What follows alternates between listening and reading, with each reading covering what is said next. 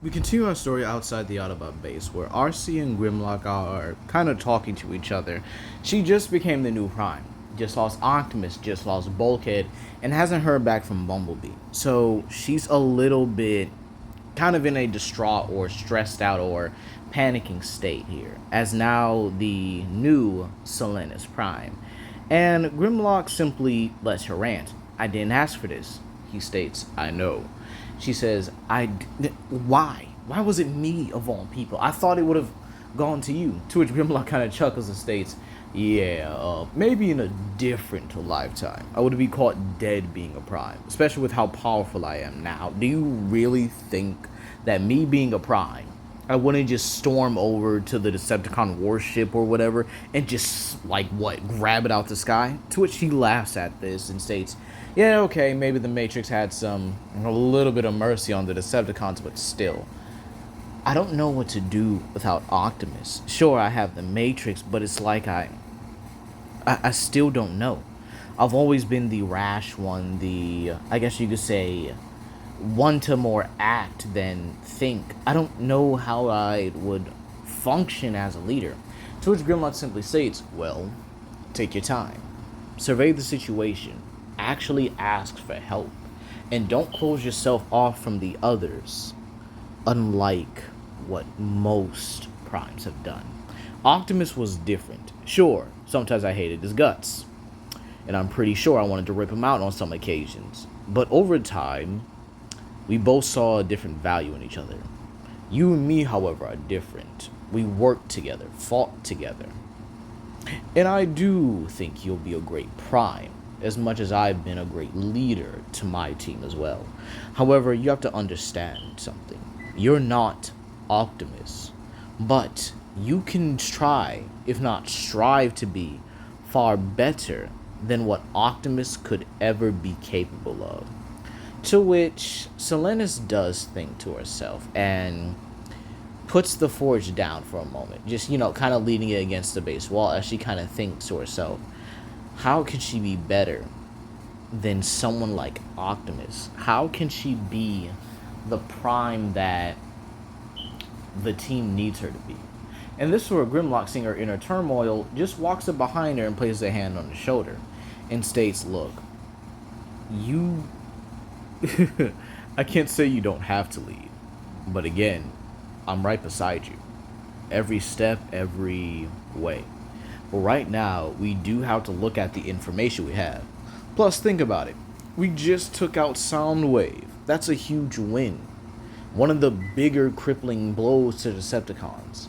While yes, Optimus and Bulkhead are irreplaceable, we still have an edge. Plus, the Decepticons gave us information about something.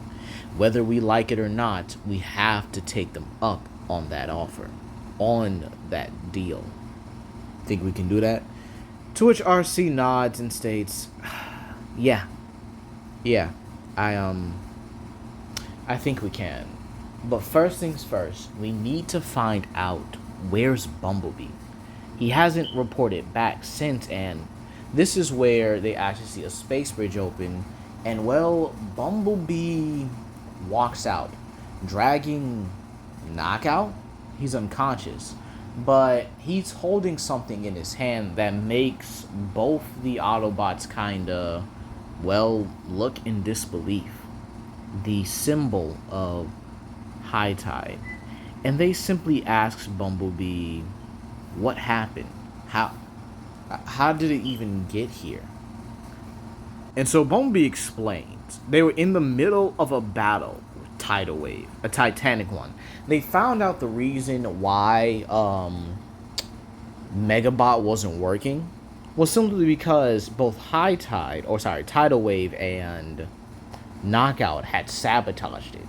And so High Tide went on I guess you could say, a revenge mission to actually make himself feel better about losing Optimus and Bulkhead, if you will. And Bumblebee was engaging Knockout, beating him up, slowing him around. But again, Knockout damaged something, a fuel line, which caused Megabot to slow down. And this allowed Tidal Wave to use the opportunity, because again, it wasn't even back and forth until then, and punches hard enough to launch his arm through the main core of Megabot. And this is where High Tide told Bumblebee that it's going critical. And he uses the last bit of control he has over Megabot to hold Tidal Wave, hold him in place, and tells Bumblebee to get out. Tell Wheeljack I'm sorry that I couldn't make it, but let him know I went out like a wrecker. And this is where High Tide ejects Bumblebee and Knockout into the water, because again, they would be around the same era. And this is where we see Tidal Wave going, no, no, let me go. Let me go. And you know, it's kind of funny because it's like, you kind of caused this to yourself. No one told you to punch through it. And this is where we see the final moments of High Tide, with him looking Tidal Wave dead in the eye and says, he'll see you in the Allspark, you Titan mother. Boom. Blows up right then and there. And Bumblebee is in absolute disbelief. He ducks under the water, and well, he rises to the surface moments later and sees the wreckage. He sees nothing but rubble, dust. Sorry, not rubble. Scraps and body parts of High Tide and Megabot and, well, Tidal Wave. Tidal Wave's gone. Dead even. And so Bumblebee does see someone floating up, with that being Knockout. And well, he grabs Knockout and contacts base. But as he's pretty much swimming, or pretty much making his way towards a coastline, he actually spots High Tide's Autobot symbol and takes it. And so that's where he would basically be back at the base, and would honestly be telling this information to RC and Grimlock. And RC has like a Sparkate, if you will. She almost can't process it, as again, she's lost three Autobots, 3 friends in that quick fashion. And this is where she kind of stumbles back in shock, and Grimlock just kind of holds it there, saying, hey, take it easy. Just regroup yourself. I understand this is happening so fast, and we all need to take a time to grieve. But right now, they need you. We need you. Everybody needs you. And look at that. The Scouts got another win. Knockout. While he might not be the most informative, he's going to squeal nevertheless. Plus, we can likely give him the Quick Shadow, who would definitely love the time to interrogate him. To which RC simply breathes and thinks. She's lost so much at this point. She understands she may not be like Optimus. She may not even be the calmest Prime. But what she feels now is a need. A drive for vengeance. For not just justice, but wrath as well. And Grimlock can see this in her. And she asks, do you think the others will listen to me? To which Grimlock says, yeah. And if he doesn't, we'll pound him into scrap. And this is where she simply laughs, as she understands that this is a joke. So RC grabs the forge and walks inside with Grimlock, Bumblebee, and the unconscious Knockout. Wrong place, wrong time, buddy. Wrong place, wrong time. And so after Knockout is secured and locked up in the same holding cell that, well, I guess a different holding cell that held Megatron and Starscream, this is where we actually see them all. All the Autobots in their glory. And Hedora as well, but he's more like a shoulder pet for Snarl at this point. But again, keep in mind, he can shapeshift. And this is where Selena's Prime gives her speech. But this is where we head over to the realm of the Primes. Oh, what? Y'all thought I was just going to kill Optimus and leave it at that? Woo! Got you, didn't I? But this is where we see Optimus standing before all 13 original Primes. Maybe 12, because, you know, Megatron's is still kind of around. So let's say the other 13th Prime is someone like Logos Prime or something like that. You know, just one of the other, 13 original Primes. And this is where Optimus simply asks Micronus what is happening. To which Micronus says, Optimus, you thought you was just going to die and be done? Join Primus himself? Nah, nah, nah, nah. See, this universe still needs you. This universe is gonna have you too. And this is where Onyx Prime steps forward and states, a new threat is coming. One that would shake the very core of the universe itself. One that's bent on destroying everything. To which Optimus asks him, if you could, please further elaborate. And so, Onyx Prime tells the story of Primus and Unicron, right? And so that, the story of Primus and Unicron goes the same. But for the 13 original Primes, the fact that Primus managed to eventually knock his lights out and, well, the gravitational pull of Earth. But there was one thing that also happened. Their pieces, their fragments of that battle, simply went and collected somewhere else, forming the core of Jungle Planet. But this wasn't a planet like any other. No, no, no, no. You see, this planet wasn't populated by Cybertronian life. It was populated by the strongest creatures that would ever exist. And one of them, the most evil of them all, was known as Godzilla. Yes, I'm using GMK Godzilla. That dude was evil. Like straight up malevolent evil. And so, during that time, this is where 5 of the strongest creatures on that planet rose up to fight against his tyranny. And in doing so, they managed to overpower him, but at a great cost.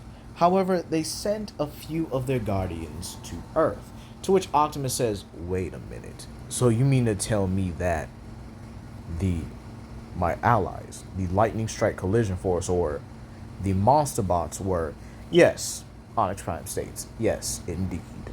The 5 of your strongest soldiers are made from the Guardians, or basically have the DNA of the 5 creatures that stood up to this monster, that actually took a stand for what's right. And again, their journey is still only just beginning, as yours would be, as they will be the pioneers for a new age. An age where beasts and Cybertronians become one.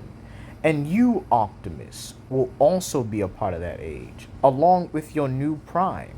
And this is where Optimus looks in both shock and looks proud to see Selena's Prime, or RC, as he would have known her. And Optimus simply states, then what is his purpose? Why am I here? Why are you training me? And to which they simply explain and show him how Jungle Planet is now, molten, in ruin, and pretty much just lifeless at this point. Or so they would have thought. And this is where they show something. A dark energon meteor, and keep my Onyx Prime is explaining this. A dark energon meteor made its way through the solar system of that same planet's atmosphere. And a dark energon fragment, crash land, went through the area that sealed Godzilla himself. And he took a sliver of it. And because of the still remaining energies of Unicron, he was able to absorb this energy and become something monstrous. And even then, he created other beings, 3 other beings, if you will. One that would, well, I guess you could say one other being, a clone of himself, that then went on to produce 2 other beings to do his bidding.